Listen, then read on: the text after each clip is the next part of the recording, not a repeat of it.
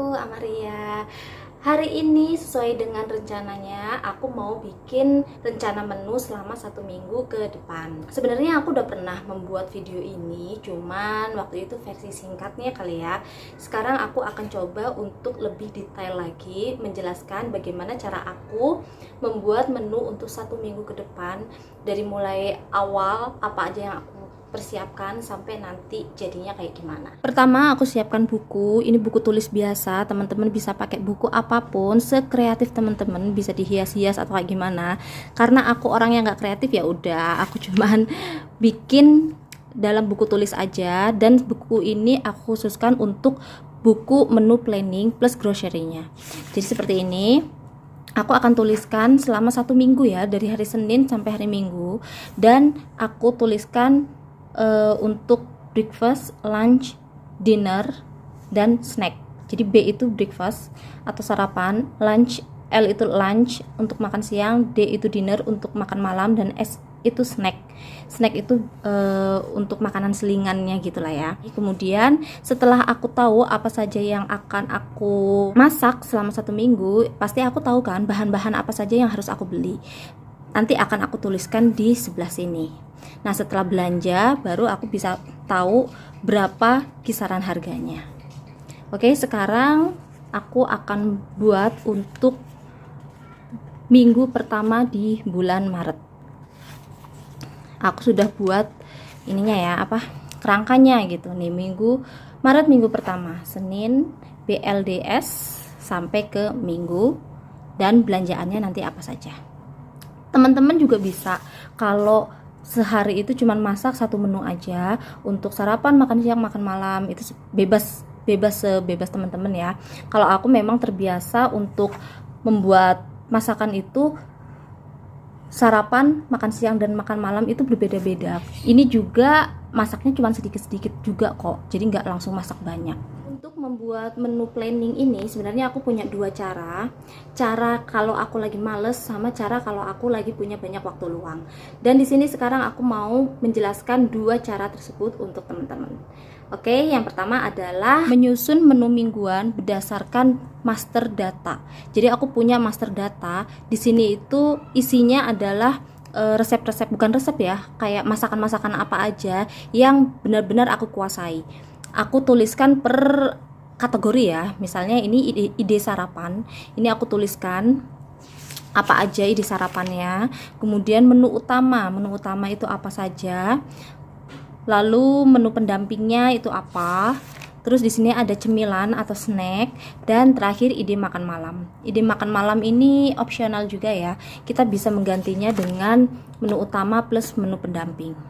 Ini aku membuat bank data seperti ini.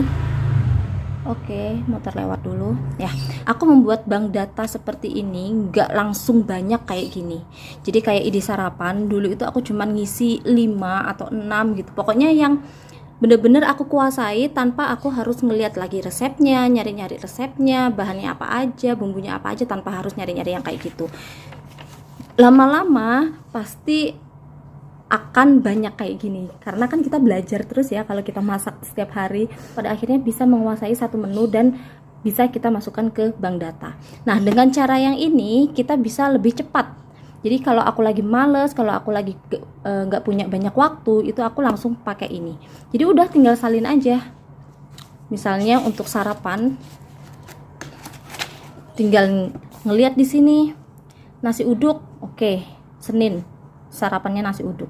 Kemudian bubur jagung sagu, Selasa bubur jagung sagu, Rabu makaroni skutel. Kayak gitu langsung kita transfer dari bank data ini ke rencana menu mingguan. Untuk kekurangannya sendiri, bila menggunakan cara ini, itu biasanya aku suka bosen, karena ini kan resep-resep yang udah aku kuasai, jadi aku cenderung bosen gitu. Kayaknya ini lagi, padahal udah banyak kayak gini ya, tapi rasanya kok ini lagi. Perasaan aku sering banget masak ini, sering banget makan ini.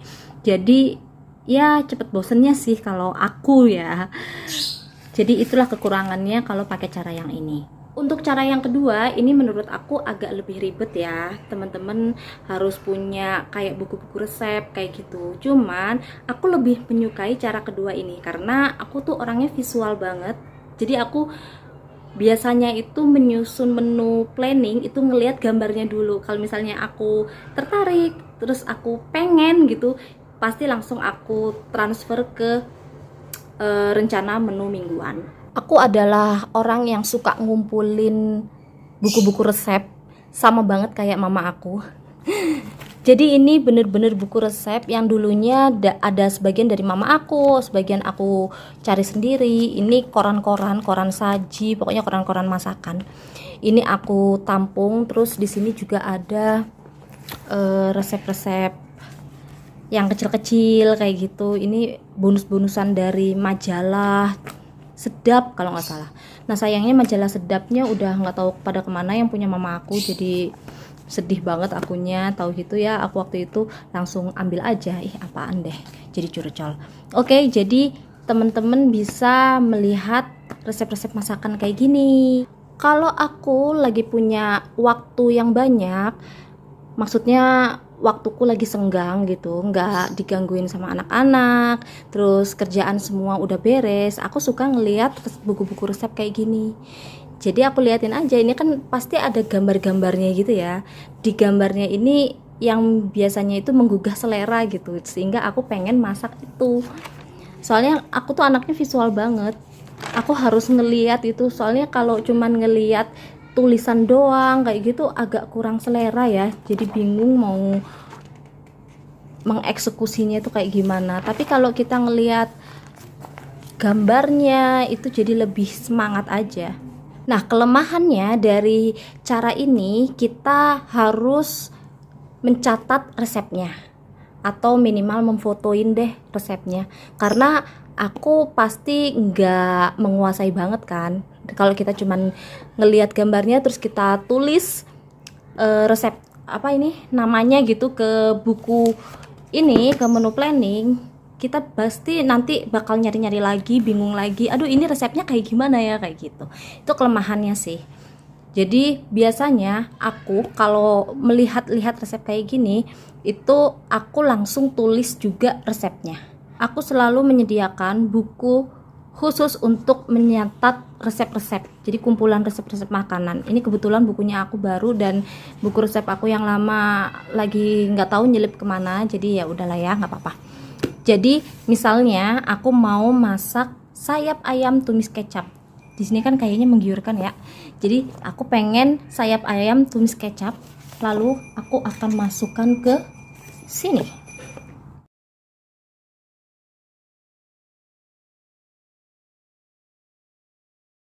Nah, untuk resepnya nanti aku akan tuliskan di sini.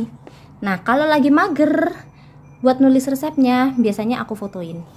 Cekrek gitu pakai handphone. Ini handphonenya lagi dipakai untuk bikin video. Aku fotoin cekrek untuk resep sayap ayam tumis kecap ini. Nanti kalau aku ada waktu senggang atau mau eksekusi memasaknya, biasanya aku tuliskan dulu di buku resep ini supaya besok ketika aku mau masak aku langsung lihat di sini, nggak usah cari-cari ke handphone lagi.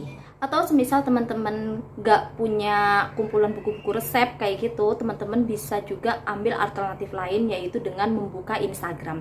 Di Instagram itu banyak banget resep-resep bertebaran di mana-mana, dan teman-teman bisa save, bisa simpen resep-resep tersebut, bisa dengan screenshot atau enggak di save di Instagramnya. Nah dengan begitu kita ketika akan masak kita bisa langsung eksekusi, atau bisa langsung kita tuliskan resepnya di buku resep tadi. By the way, tentang buku resep ini tuh memang aku sengaja bikin ya, untuk ngumpulin resep-resep yang menurut aku tuh worth it. Jadi aku memang punya buku-buku resep banyak, tapi kan nggak semua resep-resep yang ada di buku resep atau di koran resep itu pengen aku bikin kan, pengen aku buat, pengen aku coba. Nah untuk resep-resep yang pengen aku coba, biasanya aku fotoin, terus aku masak, dan kalau misalnya memang enak, itu aku langsung pindahkan ke buku resep ini. Jadi di buku resep ini tuh memang bener-bener kumpulan resep yang udah teruji dan memang di aku itu diterima gitu. Jadi aku bikin buku resep ini memang sengaja ngumpulin resep-resep yang menurut aku itu wajib di recook gitu. Dan ini nggak cuman dari buku-buku resep atau koran resep ya. Ini juga aku kumpulin resep ala mama mertua aku atau resep ala mama aku kayak gitu. Yang misalnya masakan mama aku yang pengen aku masak sendiri, itu biasanya aku tanyain gimana resepnya, caranya gitu. Itu aku langsung catat aja di buku resep ini. Nah, jadi gitu ya cara aku untuk membuat menu planning atau rencana menu selama 1 minggu ke depan. Ada 2 cara, dua-duanya menurut aku oke. Aku lebih suka cara kedua walaupun agak lebih ribet ya. Soalnya kalau pakai cara yang pertama biasanya aku udah agak-agak bosen. Jadi kayak gitu aja cara aku bikin menu planning untuk mingguan 1 minggu ke depan. Semoga bisa menginspirasi buat teman-teman juga. Jangan pernah patah semangat untuk bikin menu planning mingguan, karena menu planning mingguan itu bagi aku ya, menurut aku pribadi itu amat sangat penting, amat sangat perlu bagi keberlangsungan hidup. Yang pertama, kita bisa lebih hemat, kita bisa menghemat pengeluaran untuk jajan kayak gitu. Yang kedua, hemat dalam membeli bahan-bahan masakan, karena pasti yang kita beli adalah yang kita butuhkan dan akan termasak semua. Jadi nggak mubazir, apa yang kita beli pasti bakal kita masak semua. Yang ketiga, kita nggak bingung mau masak apa. Biasanya aku selalu bingung mau masak apa dan akhirnya masaknya itu aja gitu. Yang keempat, kita bisa lebih kreatif. Jadi kalau misalnya kemarin udah ayam, pengennya besok itu cuma tempe aja kayak gitu. Ya, ini dia menu mingguan ala aku. Senin Selasa tadi aku skip ya karena sudah berlalu, karena hari ini hari Selasa. Jadi aku mulainya di hari Rabu untuk minggu ini. Nah, ini Rabu, Kamis, Jumat, Sabtu, dan Minggu. Dan sekarang aku mau nggak skip snack. Biasanya aku skip snack. Snack itu aku bikin 2 atau 3 hari sekali. Tapi untuk sekarang aku lagi pengen bikin snack itu atau cemilan setiap hari. Soalnya anak-anak aku itu di jam-jam antara jam makan pagi dengan makan siang, atau enggak pas sore-sore gitu, jam antara jam makan siang sampai makan malam, itu anak aku suka minta sesuatu untuk dimakan. Jadi kayaknya aku butuh bikin cemilan. Nah, setelah aku beres membuat ini, aku akan rinci bahan-bahan belanjaan apa saja yang harus aku beli, dan nanti ini aku bakal belanjain. Ini dia yang mau aku belanjain. Jadi aku nggak bakal belanja di luar ini. Ini dia punya aku, punya teman-teman mana nih? Oke, sekian dari aku. Assalamualaikum warahmatullahi wabarakatuh. Sampai jumpa di video selanjutnya. Bye.